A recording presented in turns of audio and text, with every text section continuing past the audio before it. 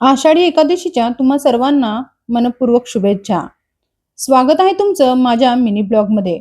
आज आषाढीच्या निमित्त मी रताळ्याची रबडीदार खीर केली आहे. त्याचबरोबर खिचडी आणि शेंगदाण्याचे लाडूही केले आहे. देवाच्या नैवेद्यासाठी मी शेंगदाण्याचे लाडू, केळी, खिचडी आणि खीर असा ताट तयार केलेला आहे.